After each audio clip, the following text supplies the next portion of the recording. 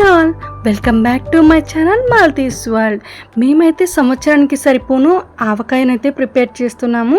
అది కూడా మాకు చాలా ఇష్టమైన వెల్లిపాయ ఆవకాయల్ని మంచిగా కడిగి తడి లేకుండా ఆరబెట్టిన తర్వాత ముక్కల్ని కొట్టించేసాక ఇంకా మంచిగా తుడిచేసుకొని టెంకి మీద పీల్ అనేది ఉంటుంది, ఒక లేయర్ లాగా. అదైతే తీసేసి ఇలా ముక్కలకి ఈ విధంగా ఆయిల్ అలానే పసుపు అప్లై చేయాలి. ముక్కలన్నిటికీ పసుపు అలానే ఆయిల్ పట్టాలి. ఇక్కడ మా అమ్మ అయితే ఈ గిన్నెలతో కొలుస్తూ ఉందన్నమాట. మెజర్మెంట్ కోసం ఆ గిన్నెనైతే తీసుకుంది. మాకైతే గిన్నెతో 4 గిన్నెల దాకా అయితే వచ్చేసినాయి.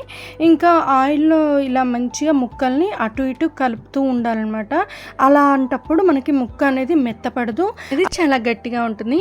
అలానే మేము పౌర్ణమి వెళ్ళిపోయిన తర్వాత అయితే పెడతామండి, 1 వీక్కి. అలా పౌర్ణమి ముందు పెడితే పచ్చడి అనేది నల్లగా అయిపోయి సంవత్సరం మొత్తం కూడా అలానే ఉంటుంది. ఇలా పౌర్ణమి వెళ్ళిన తర్వాత పెడితే ముక్క మనం పెడితే ఏదైతే కలర్లో ఉంటుందో కారం సంవత్సరం మొత్తం కూడా అలానే ఉంటుంది. అందుకనే మేము పౌర్ణమి అయిపోయిన తర్వాత అయితే పెడతాము. పౌర్ణమి ముందు అస్సలు పెట్టాము. ఇంకొకటి ఏంటంటే పౌర్ణమి తర్వాత పెడితే ముక్క అనేది కూడా ఇది మెత్తగా అవ్వదన్నమాట. ఫస్ట్ రోజు మనం ఏదైతే గట్టిగా ఉంటుందో ముక్క అంతే గట్టిగా సంవత్సరం అంతా కూడా ఉంటుంది. ఇంకా మెజర్మెంట్తో తీసుకున్న విధంగా ఆ బౌల్కి తగ్గట్టుగా అయితే మా అమ్మ వేస్తుంది. ఆల్మోస్ట్ అందరికీ తెలుసు ఆవకాయలోకి ఏం కావాలో. కారం, ఉప్పు, పసుపు, మెంతుపిండి, ఆవపిండి, ఇంగువ, ఇంకా వెల్లిపాయలు. మెయిన్ ఇంగ్రీడియంట్స్ అన్నీ చెప్పేశాను కదా, ఇంకా ఇవే ఉంటాయి. ఎస్పెషల్లీ మాకు ఖమ్మంలో భారతమ్మ కిరాణం అని ఉంటుంది.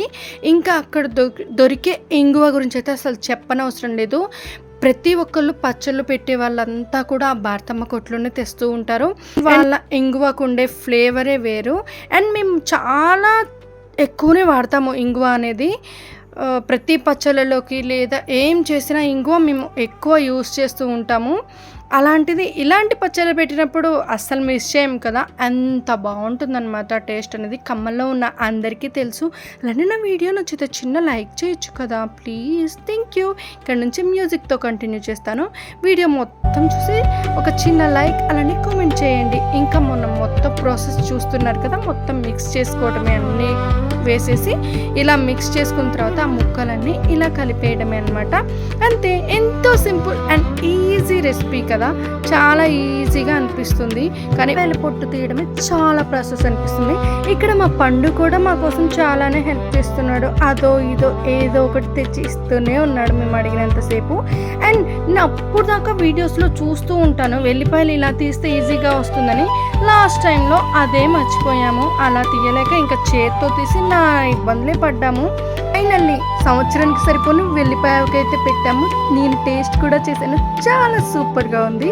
And thank you so much for watching. Like చేయడం అస్సలు మర్చిపోకండి please. Like, share and subscribe.